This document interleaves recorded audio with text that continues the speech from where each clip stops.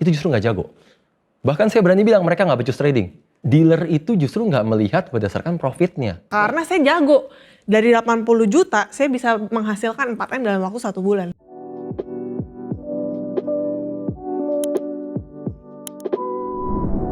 Halo teman-teman real traders, kembali lagi bersama saya Sasi. Di video kali ini saya bersama Pak Tito nih, hanya berduaan aja. Halo Pak Tito. Halo Sasi, halo teman-teman. Karena kali ini berduaan aja sama Pak Tito, sekalian dong saya mau ngobrol-ngobrol sama Pak Tito sesuai pengalaman Pak Tito nih. Dulu Soal? dulu kan Bapak pernah bekerja di broker. Oke. Lalu saya mau tanya nih ke Bapak, gimana sih cara Bapak nih melihat trader-trader yang jago?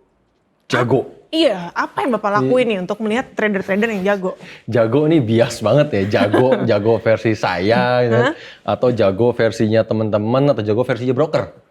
Jago versinya teman-teman. Karena gini Pak, teman-teman itu kan pasti melihat trader-trader yang jago tuh banyak banget di luaran. Oke. Yang metodenya banyak, bisa masuk segala suasana, segala suasana trading, pokoknya masuk terus. Trading terus. Terus udah gitu pakai analisa apapun yang tadinya metode, ya udah pokoknya jadinya profit terus gitu. Oke. Tiada hari tanpa profit gitu. Itu jago yang versinya teman-teman kita ya? Iya. Itu udah dijawab sama Sasi barusan. Tuh kalau yang jago kayak gitu kan? Iya sih, tapi kan nggak tahu Pak, yang sebenarnya itu sebenarnya kayak apa sih? Enggak lah, kalau dari versinya broker yang jago justru bertolak belakang. Nggak kayak begitu. Jadi gimana dong? Gini, waktu saya kerja sebagai dealer, salah satu kerjaan utama saya itu kan saya harus bisa membedakan, saya harus bisa menyortir trader-trader yang jago. Jago beneran nih kalau ini nih. Iya. Jago versi broker adalah mereka-mereka yang bisa profit secara konsisten. Itu otomatis. Ya, kenapa saya harus bisa menyortir ini? Dan kenapa ini menjadi pekerjaan utama saya?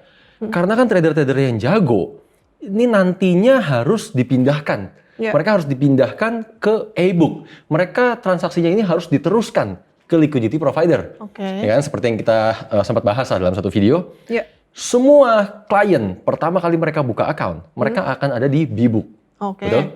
Setelah mereka di B-book, nantinya begitu ketahuan nih mereka bisa profit konsisten, mereka akan dipindahkan ke transaksi yang e-book. Gitu. Oh, jadi nggak semua langsung kepilih, wah jago. Enggak dong, nggak mungkin. Kalau kayak gitu tuh berapa lama sih Pak prosesnya untuk seorang dealer ngeliatin trader-trader tersebut? Normalnya kita akan memonitoring ya, memantau sekaligus melakukan screening ataupun pengecekan lah simpelnya. Itu dalam periode 2 minggu sampai 1 bulan. 2 minggu sampai 1 bulan? 2 minggu sampai 1 bulan, maksimum biasanya 2 bulan. Gitu. Jadi misalkan Sasi baru buka account, gitu kan, saya akan pantau nih Sasi, oh gaya tradingnya seperti apa. Selama 2 minggu pertama dapat perhatian khusus lah boleh dibilang. Setelah itu mungkin akan dicek secara berkala. Gitu sampai jangka waktu 2 bulan. Kalau memang profitnya konsisten, baru deh, oh ternyata profitnya konsisten nih. Kan Sasi akan saya pindahkan ke dalam kategori trader yang e-book. Gitu. Kalau kayak gitu, dengan proses yang kayak gitu, itu berarti mengakibatkan si broker akan rugi dong Pak? Pasti rugi. Ruginya 2 sisi malahan. Gini, pertama rugi, Sasi tadi kan profit konsisten kan? Sementara saya selaku broker, awalnya kan Sasi B-book. Ya, saat Sasi B-book, berarti kan berapapun profitnya Sasi, itu broker yang bayar. Betul dong? Betul. Oke, rugi pertama.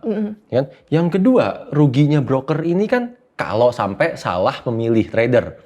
Kan kalau sampai salah memilih trader yang masuk e-book, otomatis ruginya gede banget ini. Ya kan, yang kita bahas juga di video waktu itu kan. Cost-nya broker saat broker hybrid, cost-nya mereka saat meneruskan transaksi ke LP itu besar sekali. Iya kan? Dan kalau sampai salah, ini ruginya besar sekali. Betul dong? Itulah sebabnya kenapa proses menyortirnya ini, proses dalam memilah-milah tradernya ini harus sangat-sangat selektif. Gitu, nggak boleh sampai salah pilih. Dalam artian, broker hanya mau memilih trader-trader yang mereka benar-benar bisa profit konsisten. Bisa memberikan long term profit. Kan karena mereka sudah rugi di awal. Rugi di awal saat trader tersebut B-book. Benar dong? Gitu. Jadi mereka mau memastikan lah, bisa dibilang. Memastikan saat mereka sudah masuk e-book, broker harus untung dalam jangka waktu yang panjang. Gitu. Jadi bukan cuma nutup kerugian yang 2 minggu ataupun 2 bulan tadi, tapi juga memberikan keuntungan dalam jangka waktu yang panjang. Sehingga kata kuncinya adalah Dealer hanya akan memilih trader-trader yang profit konsisten dalam jangka waktu yang panjang.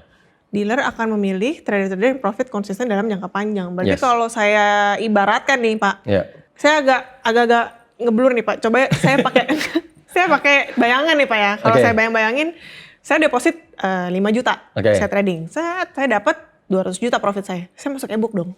Belum tentu. Nggak gitu cara kerjanya. Jadi, gini, saya gedein ya Pak kalau gitu. Saya deposit, saya deposit 80 juta. Saya trading, saya dapat profit nih 4M. Udah dong, saya masuk kategori e-book dong. Saya dapat profitnya besar loh Pak. Kalau dilihat dari 80 juta ke 4M kelihatannya besar. Iya. Kan, tapi itu nggak berarti kan langsung ke e-book. Gini, sekarang gini, saya tanya balik. Sasi tadi berapa? 80 juta? 80 juta. 80 juta jadi 4M. Ini kan dalam waktu berapa lama sekarang? Kita samain deh jangka waktunya kayak tadi 1 bulan. 1 bulan? Berarti itu kan proses dealing untuk screening. Ya kan?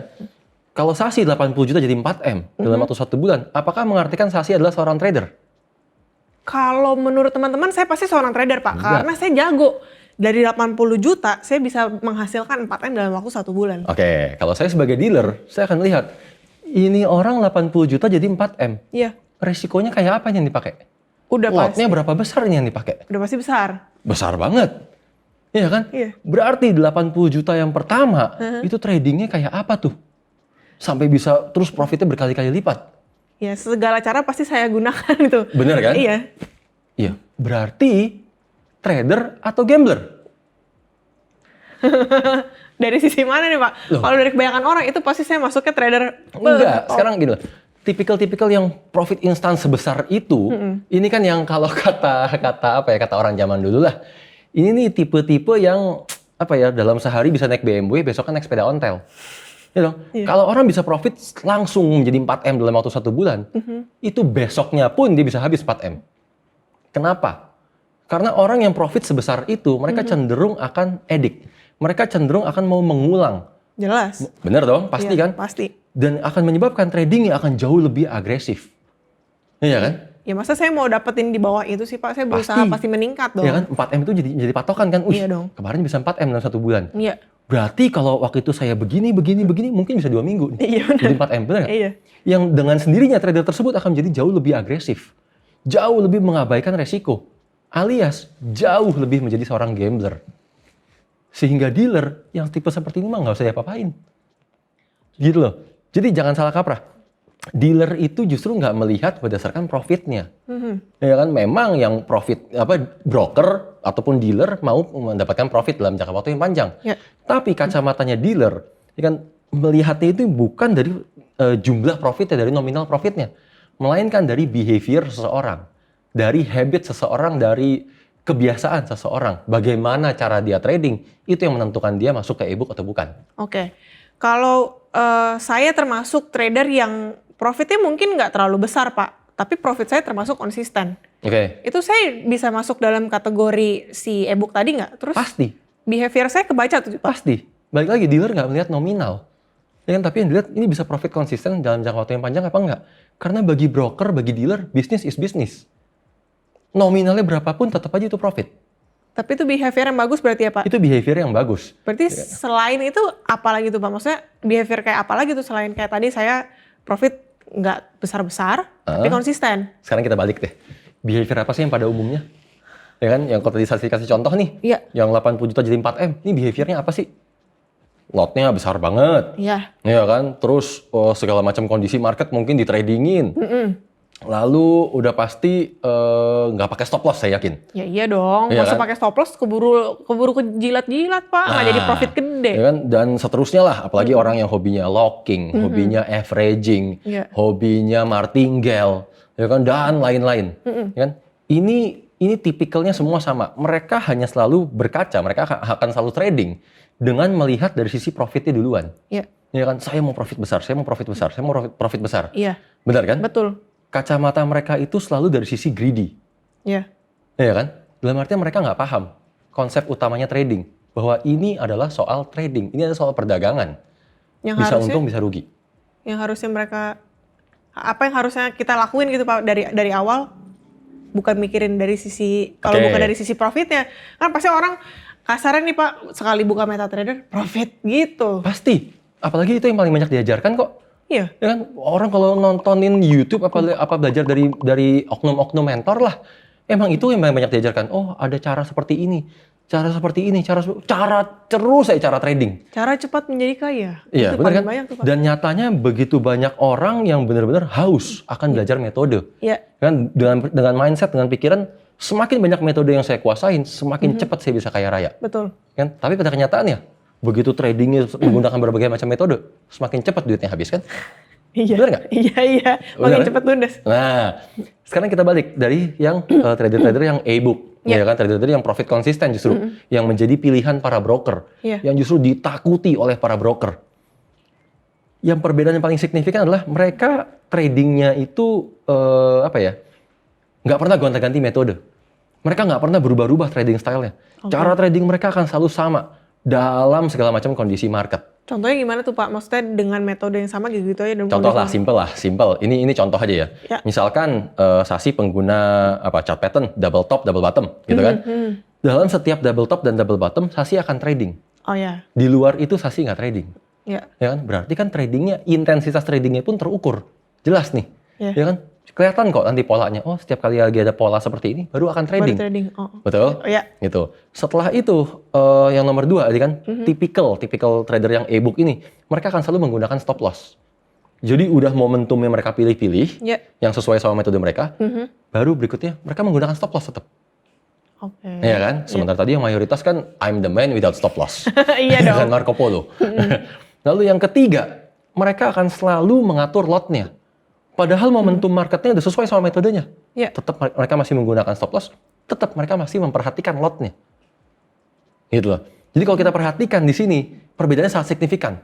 Antara yang tadi nih, yang ugal-ugalan nih, ya kan, yang modelnya selalu mikirnya profit, dan seterusnya. Malah berbalik jadinya loss. Ya kan?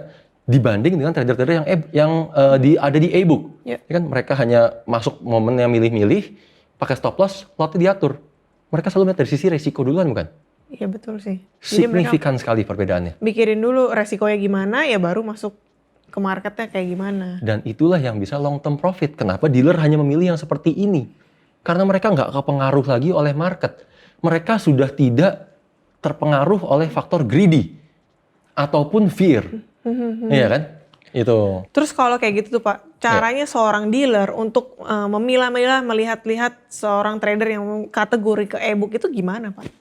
Kesannya pusing banget gitu ya. Iya kan, maksudnya kliennya banyak gitu. Nah, masa Bapak lihat, wah ini ada lagi nih, wah kepusingan Pak. Nggak begitu. Keburu blur Pak matanya ngeliatin satu-satu. Dealer kan pasti pakai komputer ya, ada layarnya kan. Sekarang Sasi bayangin, mayoritas orang itu kan tradingnya ugal-ugalan. Iya. Bener nggak? Betul. Berarti yang mayoritas pakai stop loss atau enggak? Enggak dong. Iya. Begitu ada yang tradingnya pakai stop loss, beda sendiri nggak? Beda sendiri. Ini kan dalam artian dealer ngeliatin komen-komennya aja.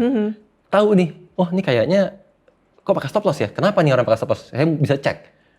Gitu loh. Atau kok intensitas tradingnya jarang-jarang ya? Dibanding yang lain kan rata-rata sering. Gitu. Ibaratnya kayak kita melihat satu monitor, layar ini nih, semua warnanya sama. Tiba-tiba ada beberapa yang warnanya beda sendiri kan, mencolok, gampang kelihatan, tampil beda kan? Gitu loh. Gampangnya begini Pak, yang lain warnanya merah, kena stop loss, loss. Ada 1, 2, 3 warnanya hijau nih yang profitnya konsisten, gitu kan? Iya, ya bisa dibilang begitu lah. Kalau kayak gitu kan gampang, jadi yang merah-merah ini tuh sebenarnya mereka yang tradingnya ya ugal-ugalan, gak ada arahnya. Ya kalau hijau ya udah pasti dong yang profitnya konsisten. Iya, dan ya inilah yang tadi saya bilang nih. Orang pikir yang jago adalah yang seperti itu. Iya kan? Bahkan saya bisa buktiin. Yang mereka pikir jago, yang bisa segala macam metode, bisa ngebahas ini itu justru nggak jago. Bahkan saya berani bilang mereka nggak becus trading. Masa saya bisa akan saya buktiin dalam satu video terpisah, jangan di sini. Ya kan, nanti kepanjangan, ya kan? Kasihan loh temen-temen nih, penasaran pasti. Nggak apa-apa, biar penasaran terus. Terus kalau mereka yang si trader-trader hijau, yang sudah konsisten profit nih Pak. Itu perlu nggak sih kalau mereka tuh tahu bahwa mereka tuh ada di e-book? Gini. Ini mungkin juga sesuai komen-komen orang di video kita kan. Ini lalu saya di e-book atau bukan? Gimana caranya saya tahu bahwa saya di e-book atau enggak gitu kan. Jadi khawatir. Sebenarnya kalian tuh gak usah terlalu pusingin itu dulu lah. Gak usah khawatirin saya di e-book atau bukan. Ya kan, pertama kalian harus khawatirin kalian tradingnya udah benar atau belum. Itu aja dulu. Betul juga. Iya kan, benar kan? Benar. Karena kalau tradingnya udah benar, berarti kalian akan mulai profit konsisten. Betul. Benar kan? Saat kalian mulai profit konsisten, selanjutnya bukan soal e-book atau b-book. Selanjutnya kalian akan mendapati sendiri broker kalian itu yang hybrid atau yang oknum bandar. Kalian akan mendapati itu secara nggak sengaja. Karena begitu kalian mulai profit konsisten, transaksi kalian akan mulai diganggu. Ya. Momen itulah teman-teman kita akan menyadari, oh ternyata broker saya oknum bandar. Gitu kan.